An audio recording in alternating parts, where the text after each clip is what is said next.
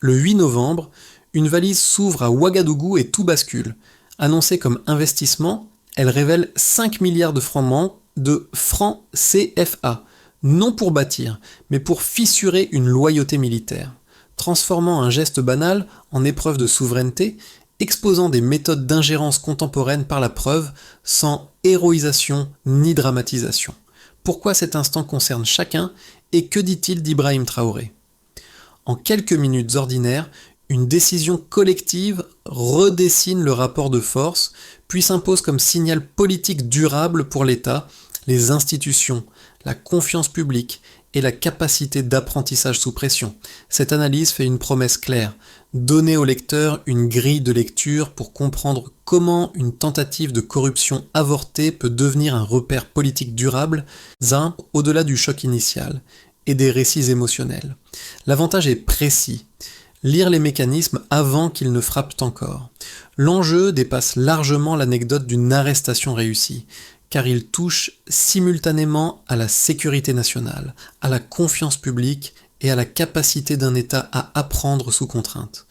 Comprendre ce type d'opération, c'est mesurer comment l'ingérence contemporaine privilégie la vitesse, la discrétion et l'individualisation des pressions, plutôt que la confrontation ouverte. Dans le cas du Burkina Faso, l'épisode révèle aussi une ligne de conduite. Documenter plutôt que dissimuler, exposer une architecture plutôt qu'un fait isolé. Cette approche engage un pari politique, car rendre visible des preuves peut renforcer la cohésion interne tout en durcissant les relations externes. La question centrale devient alors la suivante: comment transformer un piège évité en apprentissage collectif sans figer l'action publique ni réduire les marges d'adaptation? La révélation tombe dès les premières heures du 8 novembre, une valise contenant 5 milliards de francs. CFA n'est pas venu investir, mais infiltrer. Ce montant immédiatement documenté transforme un soupçon diffus en preuve opérationnelle parce que les soldats approchés jouent le jeu sans céder et consignent chaque échange avec méthode. Pour comprendre cette rapidité, il faut replacer l'épisode dans son contexte. Depuis plusieurs semaines, des services burkinabés observent des mouvements jugés inhabituels autour d'officiers considérés comme stratégiques. Un individu se présente comme investisseur, fréquente des conférences, ça même multiplie les prétextes économiques et installe une normalité rassurante.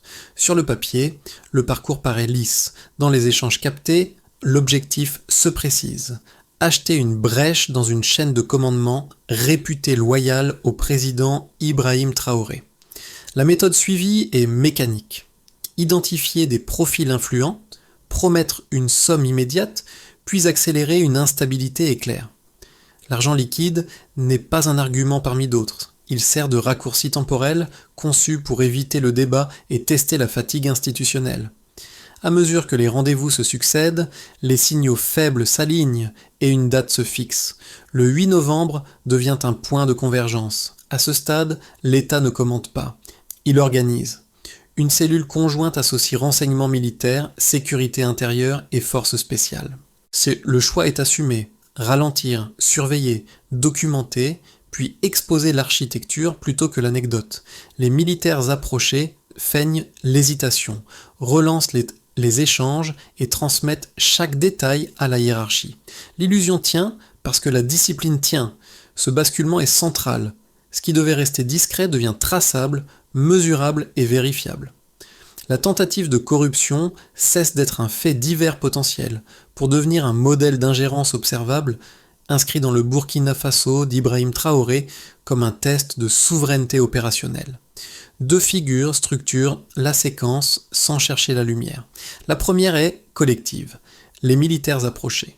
Jeunes officiers, pour la plupart, formés dans un contexte d'insécurité durable, ils connaissent la pression opérationnelle et les promesses rapides. Leur rôle n'a rien de spectaculaire. Il repose sur une discipline patiente, une capacité à étirer le temps et une compréhension nette du risque systémique. Ils ne sont ni naïfs ni héroïsés, ils sont méthodiques. La seconde figure est plus précise. Un sous-officier devient l'interlocuteur principal du réseau. Il accepte les rendez-vous, discute des termes proposés, relance quand il le faut, puis transmet immédiatement chaque information à sa hiérarchie. Sa fonction est double: nourrir la cartographie des intentions et permettre une intervention sans alerter l'agent. En face, le faux investisseur conserve une attitude mesurée, persuadé de manipuler un homme isolé. Il ignore que chaque geste est observé et chaque pression analysée. Un micro-cas illustre cette mécanique. Lors d'un échange, une relance apparemment anodine vise à hâter la décision. La réponse, volontairement prudente, ralentit le calendrier et enrichit le dossier. Ce décalage infime produit un effet précoce. La tentative cesse d'être une négociation et devient une source de preuves. Les impacts apparaissent rapidement. La coordination interservices gagne en précision. Les procédures se synchronisent, la narration change de camp. Ce qui devait fissurer une loyauté révèle au contraire une capacité collective à transformer une approche opaque en matière probante. Et c'est là l'essentiel. La discipline transforme la pression en avantage stratégique mesurable. Avant le 8 novembre, tout semble lent et ordinaire. Un homme circule à Ouagadougou sous l'apparence d'un investisseur. Il assiste à des conférences, échange avec des cadres. Ora évoque des projets économiques et des opportunités futures. Les rencontres paraissent anodines, presque administratives. Pourtant, dans les échanges interceptés, une autre logique s'installe. Il ne s'agit pas de partenariat, mais de loyauté. Pas de délai, mais d'accélération. L'argent liquide devient l'argument central, présenté comme solution immédiate à des contraintes individuelles. Puis, le rythme change. Fin octobre, les signaux se resserrent. Les rendez-vous se multiplient autour de profils jugés influents. Des intermédiaires civils apparaissent, servant de relais discrets. Les montants évoqués cessent d'être abstraits. La promesse devient concrète, presque arithmétique. Les services de renseignement croisant les informations, suivent les déplacements et confirment une intention claire. Provoquer une instabilité rapide en achetant une brèche dans une chaîne de commandement réputée fidèle à Ibrahim Traoré. À partir de là, l'État cesse d'observer passivement. La phase de préparation est méthodique. Une cellule conjointe est activée associant renseignements militaires, sécurité intérieure et forces spéciales. Le choix stratégique est précis. Laisser l'agent aller au bout de sa démarche sans le brusquer. Le lieu est sélectionné pour sa banalité, un hôtel d'affaires du centre-ville. La surveillance est continue, les communications sont suivies, chaque minute compte, car l'objectif n'est pas seulement l'interpellation, mais l'obtention d'une preuve irréfutable. Le matin du 8 novembre marque le point de bascule. Les militaires approchés arrivent comme convenu. Ils discutent, relancent, feignent encore l'hésitation. Le faux investisseur se sent en terrain conquis. À un moment précis, il pose la valise sur la table. Il l'ouvre, les liasses apparaissent. 5 milliards de francs CFA alignés, prêts à acheter une décision. L'instant est bref, presque silencieux. Il suffit pourtant à transformer des soupçons en certitude. L'intervention suit immédiatement. La porte s'ouvre, l'équipe surgit, 3 minutes suffisent. Aucun tir, aucun blessé. L'homme est maîtrisé, les documents sont saisis, les téléphones récupérés. La scène n'a rien de spectaculaire, mais elle est décisive. Ce qui devait rester une transaction discrète devient un fait établi, documenté et vérifiable. La tentative de corruption s'effondre sous son propre poids. Les heures suivantes produisent les premiers échos. L'enquête confirme que l'agent n'agissait pas seul. Des connexions mènent à des relais dans plusieurs pays voisins. Des structures civiles apparaissent comme façade possible. La valise change alors de statut. Elle n'est plus un pot de vin manqué, mais un outil de cartographie des loyautés. Le soir même, l'affaire circule. Le lendemain, Ibrahim Traoré s'adresse au pays, salue la vigilance des soldats et transforme une opération technique en signal politique. La séquence laisse une trace durable. Repérer, surveiller, piéger, prouver, rendre visible. Le 8 novembre cesse d'être une date. Il devient une frontière entre une ingérence tentée et une souveraineté affirmée. Avant le 8 novembre, la menace d'ingérence relevait surtout du registre qualitatif, soupçons, signaux faibles, hypothèses non prudentes. Après l'opération, elle devient partiellement quantifiable, ce qui modifie la manière dont l'État évalue ses propres capacités et ses vulnérabilités. D'abord, il y a un premier repère chiffré, 5 milliards de francs CFA. Ce montant ne vaut pas seulement par son ampleur, mais par sa fonction. Il est calibré pour agir vite, contourner les procédures et réduire le temps de délibération individuelle. Autrement dit, somme conçue pour acheter une décision isolée afin de produire un effet collectif rapide. Dans ce cas précis, l'argent liquide devait servir d'accélérateur politique. Le fait qu'il devienne une preuve saisie inverse totalement son rendement attendu, ce qui devait corrompre documente. Ensuite, un deuxième indicateur apparaît, une hausse déclarée de la confiance citoyenne mesurée à 68%, avec un bond notable par rapport à la période précédente. Mais ce chiffre ne décrit pas une adhésion abstraite. Il capte un déplacement psychologique collectif observé après la publication des éléments de preuve. Autrement dit, augmentation de la confiance associée à la visibilité d'une tentative d'ingérence avérée, non à un discours isolé. La chronologie importe, la progression intervient après l'exposition des faits, ce qui suggère un lien avec la documentation publique plutôt qu'avec une rhétorique de circonstance. Le nombre fonctionne ici comme un proxy de légitimité institutionnelle. Enfin, une troisième donnée retient l'attention, une baisse de 18% des incidents armés recensés dans la région centrale dans les semaines suivant la neutralisation du réseau. Il ne s'agit pas d'attribuer une causalité exclusive, mais d'observer une corrélation temporelle. Autrement dit, amélioration sécuritaire de court terme associée à un renforcement de la cohésion militaire. Cette diminution suggère que la loyauté interne, lorsqu'elle résiste à une incitation financière élevée, peut produire des effets rapides sur le terrain, même sans réforme structurelle immédiate. Pris séparément, ces chiffres restent fragiles et dépendants du contexte. Pris ensemble, ils dessinent une dynamique cohérente. L'argent, censé fracturer une institution, devient une pièce à conviction. La confiance, supposée s'éroder sous pression politique, progresse après exposition des preuves. La sécurité, souvent attendue en recul lors de tensions internes, montre un apaisement mesurable à court terme. Le mouvement observé contredit ainsi les scénarios d'effondrement automatique. Dans cette lecture, à choix l'action d'Ibrahim Traoré prend une signification précise. Il ne s'agit pas de transformer des chiffres en slogans, mais d'utiliser la donnée comme langage politique. La souveraineté n'est pas proclamée, elle est comptée, comparée et suivie dans le temps. Les indicateurs cessent d'être décoratifs pour devenir des critères d'évaluation de l'action publique. Une prudence demeure indispensable. Ces mesures sont situées, réversibles et sensibles aux chocs externes. Mais leur alignement crée un faisceau suffisamment robuste pour soutenir une thèse centrale. Lorsqu'une tentative de corruption est documentée puis rendue intelligible, elle peut produire un gain institutionnel mesurable. C'est ce passage du qualitatif au quantifié qui fait de l'épisode un cas d'école plutôt qu'un simple récit spectaculaire. Pour tester la solidité de l'analyse, il faut d'abord formuler les objections dans leur version la plus exigeante, sans caricature. Deux critiques structurent le débat et méritent d'être prises au sérieux.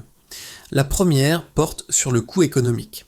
Des diplomates et analystes soutiennent qu'une posture souverainiste assumée, surtout lorsqu'elle s'accompagne d'une exposition publique des tentatives d'ingérence, peut réduire les marges financières d'un État déjà sous contrainte sécuritaire.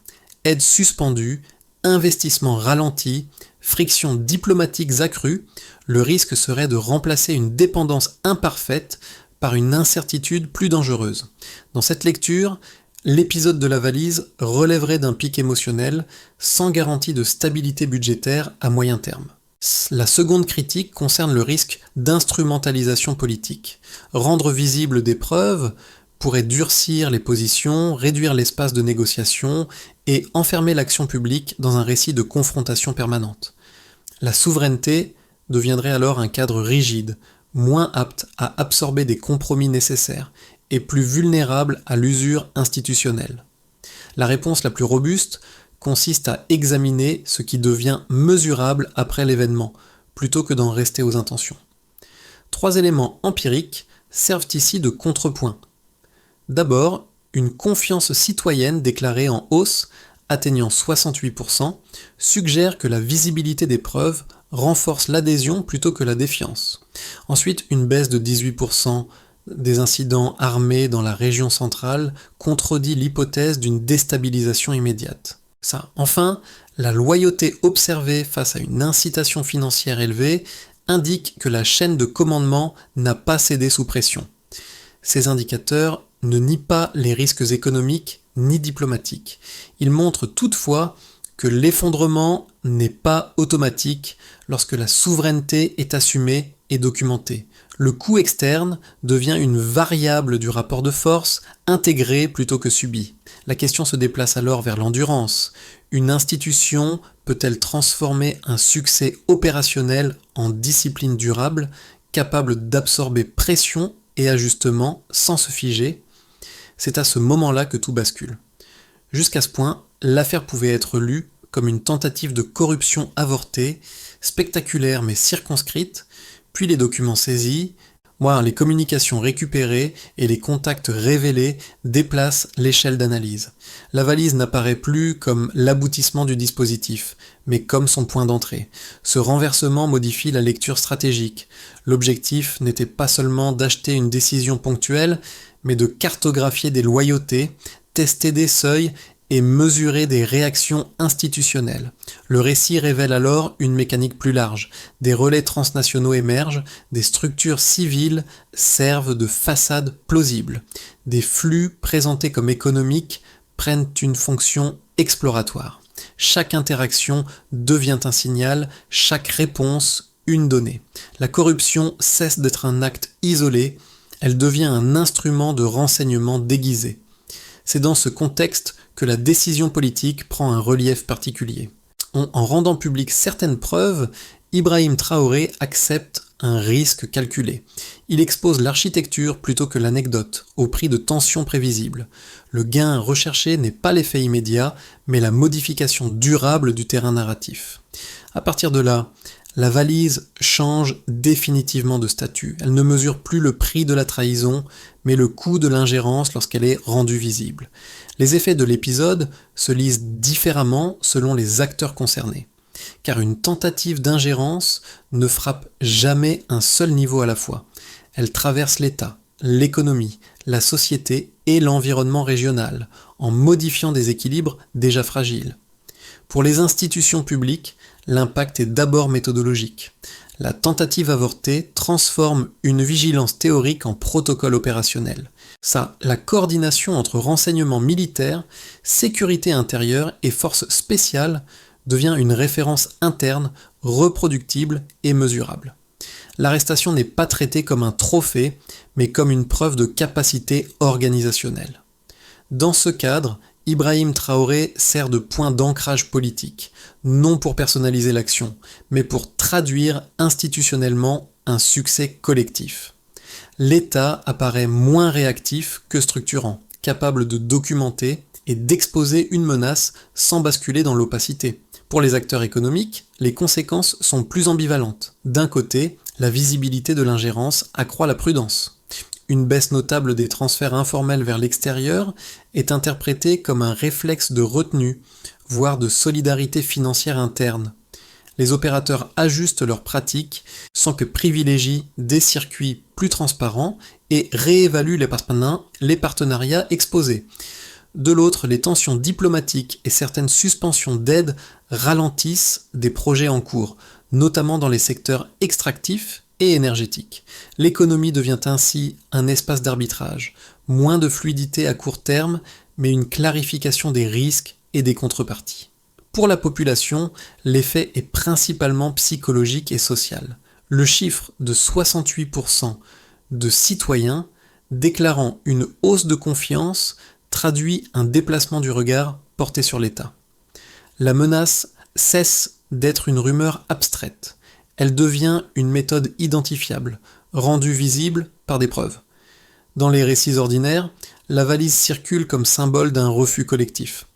Le nom d'Ibrahim Traoré y apparaît comme traduction politique de cette scène, fâchée sans effacer le rôle central des soldats.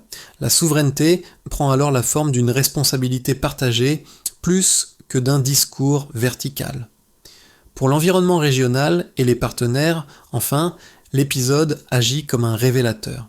Des pays voisins intensifient les échanges sur les méthodes de contre-ingérence et partagent des retours d'expérience.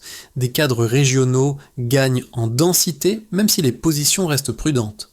En parallèle, l'Union européenne et les États-Unis réévaluent certains programmes, rappelant que la transparence comporte un coût diplomatique. Dans ce cercle externe, la valise ne sert plus à acheter des hommes, mais à mesurer l'élasticité d'un rapport de force entre consolidation régionale et pression internationale. Pris ensemble, ces 4 niveaux dessinent un effet de propagation contrôlée. Ça, l'ingérence tentée produit l'inverse de son objectif initial. Elle renforce des disciplines internes, clarifie des choix économiques, resserre une cohésion sociale et reconfigure des lignes régionales. C'est dans cette chaîne d'effets que l'affaire dépasse l'événement pour devenir un repère durable du Burkina Faso sous Ibrahim Traoré. À l'horizon des 6 à 12 prochains mois, l'analyse ne propose pas des prédictions, mais 3 équilibres plausibles entre pression extérieure, cohésion interne et capacité institutionnelle à apprendre d'un choc. Chaque scénario repose sur des mécanismes observables, non sur des intentions déclarées. Dans un scénario de base, le Burkina Faso maintient un cap souverainiste sans rupture brutale. Les réflexes de contre-ingérence nés de l'épisode du 8 novembre s'installent comme routine, échange de renseignements plus réguliers, standards de vigilance partagée, réponses plus rapides aux approches suspectes. Les tensions diplomatiques persistent et certaines aides demeurent suspendues, imposant des arbitrages budgétaires stricts et une priorisation des projets. La stabilité tient, mais elle reste étroite. Elle dépend de la discipline interne et de la gestion des zones grises plutôt que d'un apaisement externe rapide. Dans ce cadre, Ibrahim Traoré apparaît comme un point de continuité politique, garant d'une ligne maintenue sans escalade. Dans un scénario plus favorable, l'élan initial se convertit en institution durable. Les audits et la traçabilité cessent d'être des réponses d'urgence pour devenir des pratiques ordinaires. L'armée renforce une culture d'éthique préventive, l'administration consolide le contrôle des contrats sensibles et la diversification des partenariats progresse de manière pragmatique. Les accords activés privilégient des domaines concrets comme la formation technique, l'agriculture ou l'énergie. Le bénéfice principal n'est pas seulement financier, il est politique et social. Une confiance publique stabilisée réduit l'espace disponible pour les réseaux d'influence et rend l'ingérence plus coûteuse à long terme. Dans un scénario plus contraint, la pression externe se durcit et rencontre des fragilités structurelles. Les aides suspendues pèsent sur les programmes sociaux, l'investissement ralentit et la fatigue institutionnelle s'installe. Les réseaux adverses reviennent avec des méthodes moins visibles, plus patientes, cherchant l'érosion plutôt que la rupture. La tension se lie alors moins dans les casernes que dans l'économie quotidienne, et la capacité de l'État à maintenir ses standards de vigilance sur la durée. Une recommandation de méthode s'impose. Plutôt que de raisonner en alliance figée, il devient utile de raisonner en capacité adaptative.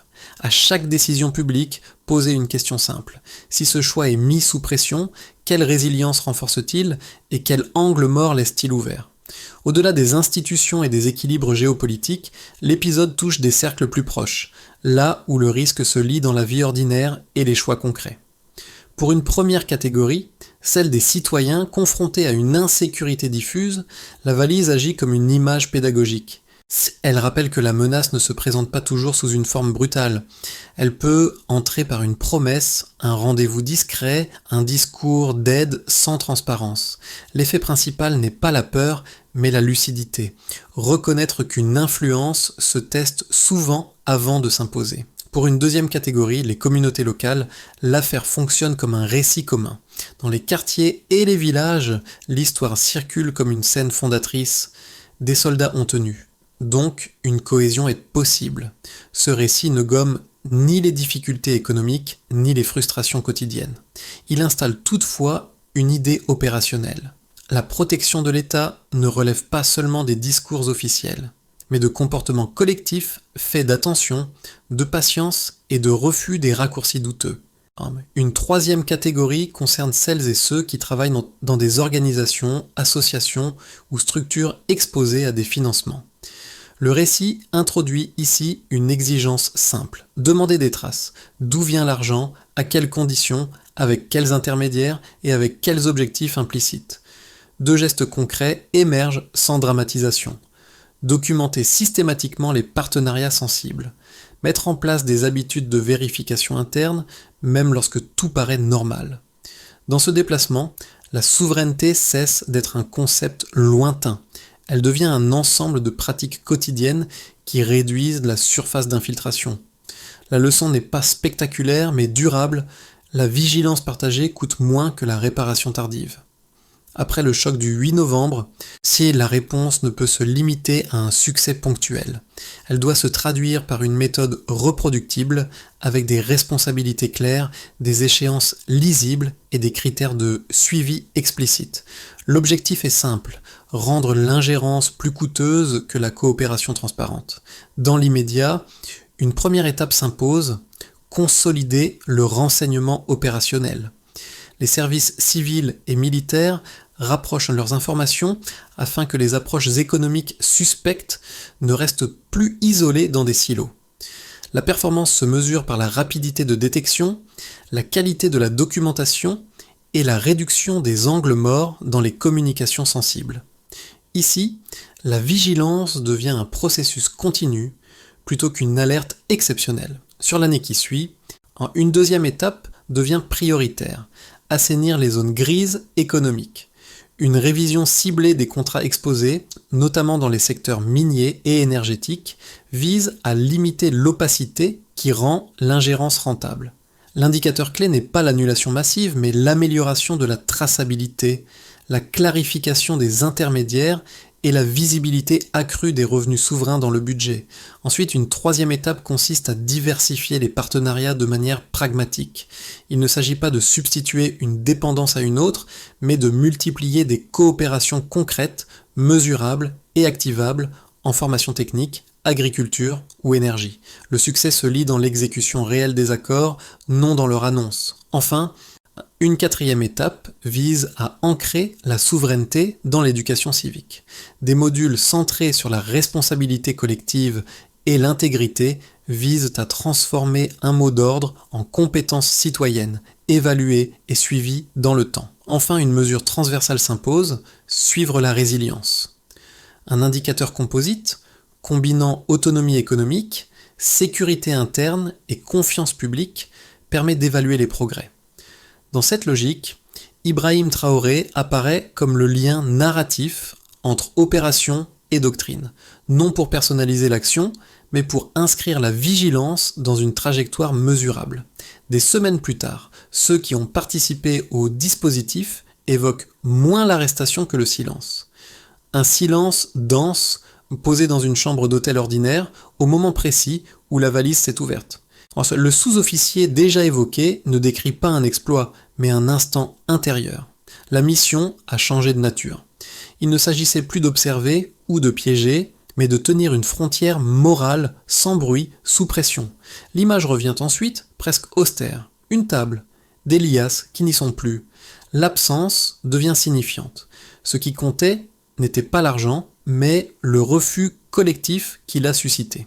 Dans cette scène dépouillée, l'État apparaît non comme une abstraction, mais comme une somme de comportements alignés, capables de dire non sans accélérer ni se vendre.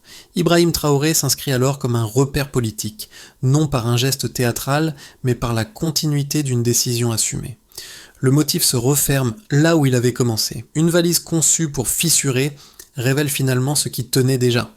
La souveraineté n'est pas proclamée, elle est tenue. L'honneur ne s'achète jamais. C'est peut-être la trace la plus durable du 8 novembre, une certitude fragile mais réelle, née d'un refus partagé, appelé à être entretenu bien au-delà de l'événement. L'affaire s'est refermée sans triomphalisme, mais elle laisse une question plus large que l'arrestation elle-même. Que construit un pays après avoir refusé d'être acheté ? La valise, devenue symbole, rappelle que la souveraineté n'est ni figée ni abstraite. Elle se façonne dans des choix quotidiens, dans la transparence des engagements, dans la discipline des institutions et dans l'attention portée au récit qui cherche à déplacer un centre de gravité national. Pour le spectateur, l'invitation n'est pas d'applaudir, mais d'observer avec rigueur.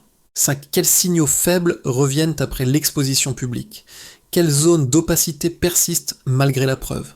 Quelles causes externes s'ajoutent et quelles pratiques internes renforcent réellement la résilience sans fermer l'espace du dialogue? Ces questions dépassent un événement précis et s'appliquent à toute société confrontée à des formes d'influence discrètes. Dans ce cadre, la figure d'Ibrahim Traoré sert de repère politique, mais l'enjeu ne se réduit pas à un nom. Il concerne la capacité collective à transformer une épreuve en trajectoire sans se refermer ni se dissoudre. Selon vous, quelles conditions permettent à une souveraineté de durer sans se transformer en isolement?